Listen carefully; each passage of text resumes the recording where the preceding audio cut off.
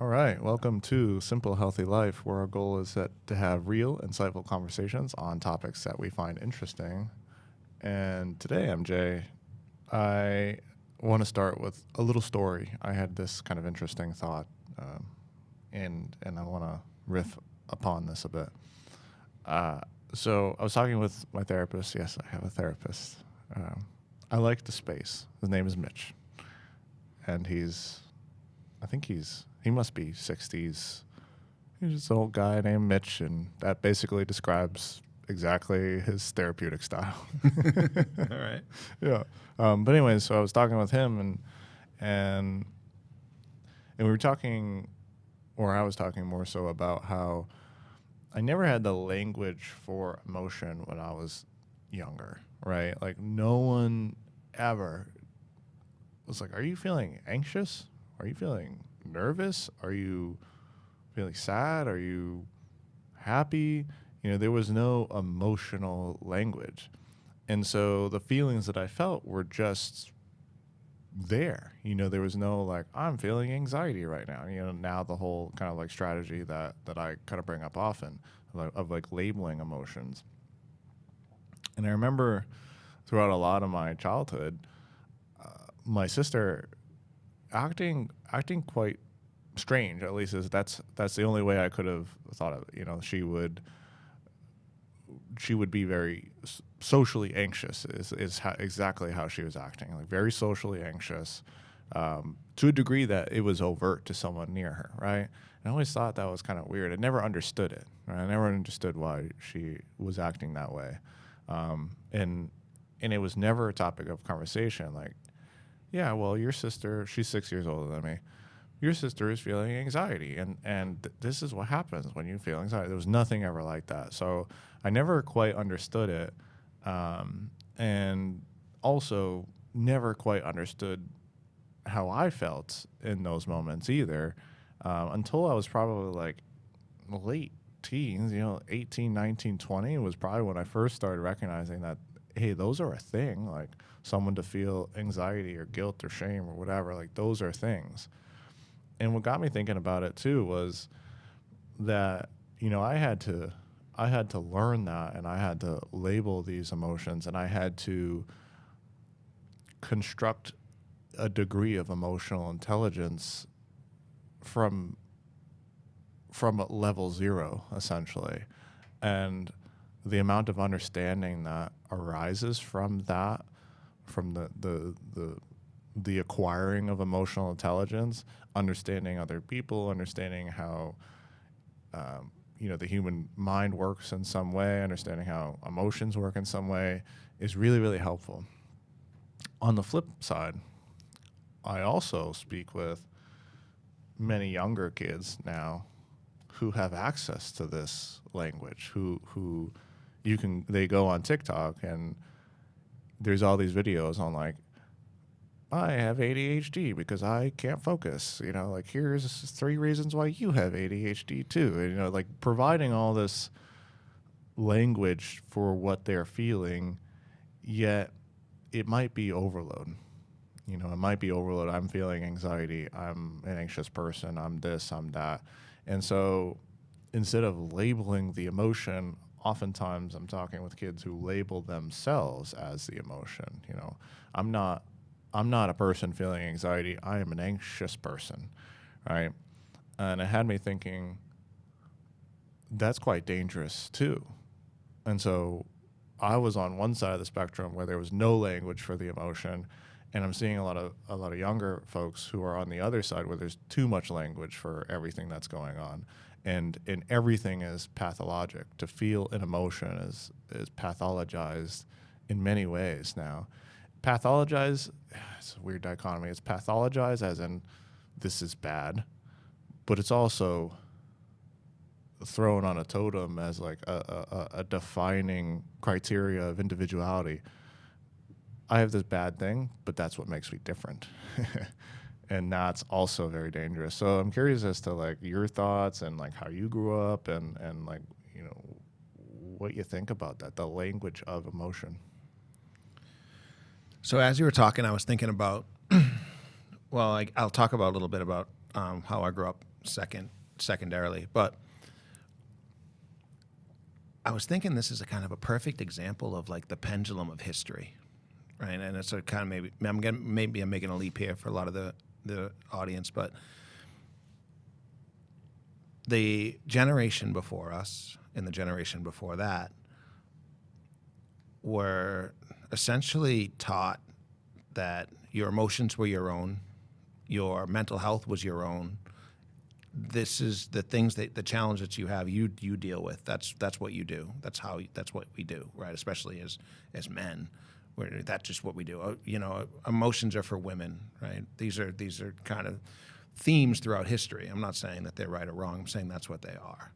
And now, as we move into this new state where everybody has ADHD, everybody could be labeled as this, show emotion and it's this, we go to this other end of the spectrum, and that's what you're talking about here, where it's like, oh, let's really dive down and understand like what the emotion is, and let's label it so that we can attack it and go after it or whatever. So we've kind of swung, right? And now we're so connected that we can see other people with these examples of, oh, this is how I feel, or let me look that up. Oh, there's millions of people that feel this way, right? We go this way. But what I think the missing piece is neither part is talking about what to do about it. Like neither part ever really gets down to the, how are you going to, now that we've labeled it, now that we understand it, now that we can bring it up and feel socially acceptable to talk about it, get a therapist, what do we do about it? What do we do when we feel anxiety or emotion or these unwanted or difficult challenges, especially as younger people? Right? We're teaching them that they have ADHD, right? And then we all know from listening to the podcast my thoughts on pharmaceuticals and the quick fix, right? The easy, oh, your son or daughter has this, we're going to put them on this, and then they'll feel differently, right? Or what is what's the term for antidepressant drugs now? What's that called? Well, it'll come to me. But essentially, like, okay, I'm showing signs of this. Let's go on that, right? But what we're missing is, how do we effectively talk about it so you actually know how to process your emotion? So as I remember growing up, I was definitely asked and talked to about how I feel, but I was never anything more than fine. And I think we've talked about this before. Like, I hate the word fine. And I know that's something that my mom uses all the time. Like, I'll give a quick story right now. My mom's husband is essentially coming towards end of life. She's working through all of these processes and, up to and including hospice and all that stuff. And if I called her right now and put her on speakerphone and I asked her how she was feeling, she would be fine. And if I called her 6 months ago and, she's getting ready to go on vacation and I asked her how she was feeling, she would be fine. And that's how I grew up. So I notice it now, even for myself, when Corey asked me, how are you today? Fine. Right? That's how I was raised. Everything's fine. I'm going to be fine. If it's bad, I'll push through it and I'll be fine. If it's good, it's fine. So that's my own story around it. So you didn't have any language. I had one word. Right. Fine. Right. Yeah.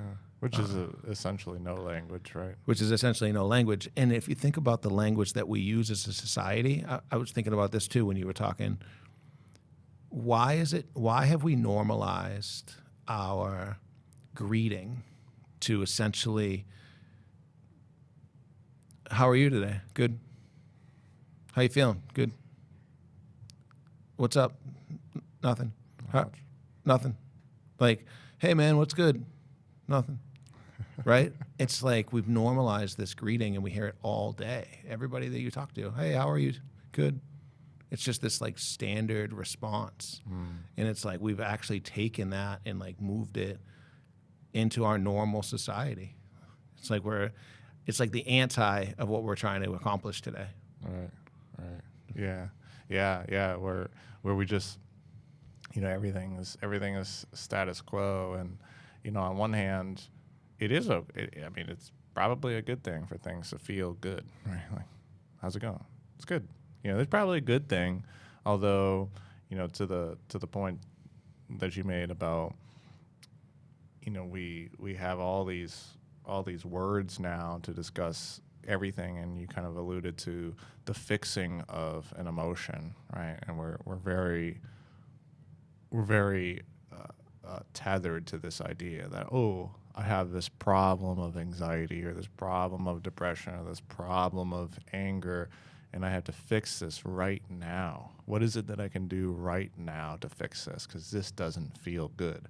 And that logic alone is very flawed, because there is no fixing that. There is utility in those emotions to begin with, but there's no fixing anything. And that's the problem that we come up against with when it comes to like some therapeutic modalities or some medication regimens, is that the idea is, well, I'm going to go and I'm going to talk about this thing so that I fix my anxiety, or so that I treat my depression, or so that I, never feel anger again, or whatever it is. But it's very dangerous, because this is a never-ending cycle. Well, the SSRIs is the word I was looking for. They're proving now that you can take SSRIs for as long as you want, and then when you're done, it's not going to have done anything. You're not going to feel better. Mm-hmm. Like it's not, you're like, oh, I took them for 2 years and now I don't have depression anymore. Like, it doesn't work that way. That's literally proven. Yeah. So what can we do? Like what are the things that we can do to start the process of understanding how to grow your emotional intelligence and improve it? Yeah, well, I think you just said it. We have to begin to understand, right? At least as far as that's helped me a lot, right? Just the understanding, like making space for this. What does that mean? There's a lot of like cliche terms that come out, but we'll try to avoid those, like make space and whatever, because I think people need to know what that actually process. What does that even mean? What does it mean to process something, right? But a good example is this. I've shared this example a number of times, but it's such a good one. I don't know why I like it so much. But I was talking with someone one time, and they're like, I went to the grocery store, and man, I'm a frustrated person when I go through this grocery store, and I don't blame them at all. Ever go to Market Basket? It's crazy. It's wild in there. It's Sunday afternoon. No, not anymore. I don't. Yeah, because it's a madhouse, and it is super frustrating, right? But the way the language that the person used was very pathologic. I'm a frustrated person. I don't want to be that way anymore. And to me, it was highlighted in my mind, because this person was struggling with the fact that they were feeling an emotion, a very functional, rational emotion, in an environment that elicits that emotion. And so, of course, you're going to feel frustration in that environment. Everyone is. If you feel complete peace in Market Basket, that's a little odd. It's kind of weird, right? Granted, like, if you go in with the intention, I'm going to be like Zen master today, and I'm just going to breathe, and that's one thing. Until someone hits you with the back of the cart. Yeah, exactly. Or you got the lady on the phone who stops right in the middle of the aisle and just doesn't have no spatial awareness, But you should feel that. You should feel that. And to be someone who is emotionally intelligent doesn't mean that you feel peace at all times. It means that you recognize what you're feeling and you don't respond to that in a way that is detrimental, self-detrimental. So it's funny that you started by saying, I think you want to use the words make space. I do. But it's become cliche. Yeah. Right? But one of the answers is to essentially make space. Yeah. Make space between your understanding of your frustration and your response to your frustration. Now, the good thing is we are most of the time emotionally intelligent enough to recognize and become aware of the emotions, but so many people aren't, right? So many people, when you see them in Market Basket, and you can literally see them having this nervous breakdown right there, waiting for their deli counter, and someone cuts them, and you can see them actually have the freak out moment. They don't even know that they're freaking out. The kudos to the person that realized that they were frustrated when they go there, because I think there's a lot of people that just come home after they went to Market Basket and they're still on edge, anxious, frustrated, and they take it out on the next person that they see.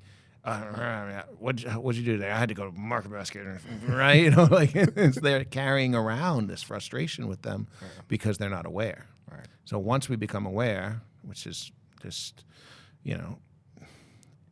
difficult to do, then we do have to make space. And can we make space? I think that when we do make the space, it's almost like a magic trick. It's like it lowers the level of frustration, anxiety, anger, challenge, that it doesn't go away. It's still in there. You're still standing in aisle 7 looking for whatever you're looking for. But you can say to yourself, like, all right, you know what I do know about this environment is that I'll be out of here in 15 minutes. I know I only have 11 things left on my list to get, and then I can go. Right. And I think, as much as it is cliche to say, that making space is something that the audience can take away and say to themselves, when I am feeling, because I am not an anxious person, I just feel anxiety. When I'm not an easily frustrated person, I just get frustrated in certain areas, I can make space. Right. I have just a really funny example. It's stupid, but Corey and I travel a lot. And one thing that drives me insane is when you go to get your bags and the people stand there with their whole family right in front. There's like 4-year-olds that are not going to help you get the bags, all in front. And for forever, I would like, I don't know what my problem. Like, I'm either getting to where I'm going or leaving, and I'm like, like it was Just move. Just you're just bothering me. Like it's so weird. And like I would even, true story. I would even like stand in the back. And then, like, intentionally, when my bag went, I would wait until it was in front of them, and then I would, like, cut in front of them and, like, get my bag and, like, make them move.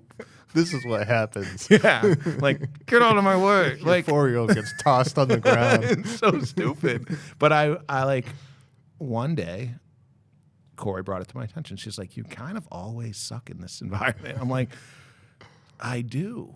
I was just not aware that was something that really bothered me. Now I know that it bothered me, and I'm not bumping anybody out of the way anymore, for the most part. Maybe. But I'll stand back and I'll just wait and I'll say, okay, I'm going to get my bags whether they're standing there or not. But it was a many times that it would like really get to me. Right. And I just wasn't aware. I didn't realize that this was like this. I think there's probably some level of anxiety, like, oh, my bag's coming. Did they lose them? I want to get out of here. We just traveled. I'd like to get my stuff so I can go home or to the place. I'm in a hurry. All of these things. But I would take it out as, these people are in my way, and they're stupid for standing there, and they don't need to be standing there. There should be a line around this thing so everybody can see what you're doing. Lots of thought here. Yeah. But, yeah, that's just another example of becoming aware and then making space. Well, imagine this now. So this is a one-off example at the airport. It's not very common, but imagine you have a situation in which that happens every day. You have this period of time in which you respond in a frustrated, anxious way due to feeling frustrated and anxious, and then you start to say, I guess I am a frustrated, angry, anxious person. And then that's where the narrative comes in, and that's where the identity comes in. And this is so dangerous. This is why we one of the previous episodes, I brought up the point that I really, really strongly dislike the phrase, that's just who I am. Because you know what, that same situation, the airport situation, had you found a similar event that happened on a daily basis, guess what? Many people are going to say, well, that's just who I am. You know, I'm just a person. I'm gonna knock your kid off on the ground, and I'm going to tell you to get out of the way because that's just who I am. And they own it. They own it like it's serving to them. When you know that's not serving, it doesn't do anything for you. It doesn't help your situation in the slightest. Right? Same thing. Then you take that, I'm an angry, frustrated, anxious person, and then the boss comes and gives you some tough news. Like, hey, you know, you got to pick up the slack here. You're like, you know, everyone's been coming to me and, you know, you've got some real problems with your work, and here are the reasons why, and you know, we'll help support you through this. And then no, this is not me. This is someone else, and blah blah blah blah blah. And you act as if you're that person. You're the frustrated, angry person, and it comes out automatically because and then it hampers your ability to interact in that situation with your boss in a respectful, self-serving way. Even if you wanted to tell the boss to go F off, right? It's not helpful. Certainly not. I mean, maybe after some thinking, maybe you're treated really poorly, and you want to, you know, tell them to go F off, and you think that maybe there's utility to that. Sure, but for the most of the time, that's not going to be the answer that is actually helpful to you, and that's all it is taking care of you in general, and making sure that you're not being driven by these narratives of being a particular way when you're not that way. You're just feeling that way in certain situations. And the ability to cultivate an awareness of emotion, I am feeling frustrated right now, is much, much different than I'm a frustrated person. Interesting. So as you were speaking, I was thinking about, we are so good at this, like teaching our kids and in our teaching right and wrong, right? Like, okay, that's right, that's wrong. Well, for me, it's not right to stand in front of everybody else with your family of 7, right? Mm-hmm. But that doesn't mean it's not right for them. Right. So when I say, okay, that's wrong. Now, how do I respond when I see somebody that is doing something wrong, right? Like, I used to bump them out of the way. No, sometimes, not all the time. But I would say to myself, like, all right, that's wrong. I'm in the right for going over and kind of like moving over. Or like, here's a great example. You're driving in the fast lane, and the person in front of you is doing 55 miles an hour. That's wrong, right? The speed limit's 65. That's supposed to be for passing only, right? So what do? Do you drive up on... Get right up behind them, right? Or like, how many times have people like gone right around and then like cut them off and like showed them, or you know, hey, now like get close to the car and then drive away, right? Or like, it's your job to teach them they're wrong. Yeah, right. Like, but really, the question is simply, why? Why is what I'm seeing bothering me this way? Mm-hmm. And what is the emotion I'm feeling? Am I scared? Am I anxious? Am I frustrated? Am I annoyed? You know, there's a bazillion to the start of the podcast, right? There's a million words we have now for this. Mm-hmm. But okay, when I feel scared, I respond this way. When I feel angry, I respond this way. But when I feel disappointed, I respond differently. When I'm sad, I respond a certain way. But recognizing that and asking yourself, why? Right. Why am I about to cut this person off? Right. And I mean, I gave kind of an example, which I think is hilarious, because let's face it, we've all at some point been in the fast line driving 55, like spaced out, not paying attention, right? Just something that everybody has done. But as soon as you see somebody else do it, you're like, oh, stupid jerk, you know, like I've never done this in my life. Ever. I'm a perfect driver in the third lane only. And then when I pass, I move over and then I move back. Everybody knows this, right? You see someone else do it, you're like, oh, fucking son of a, right? It's the craziest thing. thing. It's like a million examples of that. And that's a great example too, because every response that we normally have, the swerving over rapidly and then cutting them off, or the getting right up on them, doesn't serve us in any particular way. There's no utility there. It's not self-serving. It doesn't help you. It doesn't do anything. It only serves to endanger yourself. You can judge the risks there, but that situation, if you had noticed, I'm feeling really angry about this right now, and you just take a moment to create the space between the emotion and the reaction being the swerving and angry driving, and the emotion being obviously anger.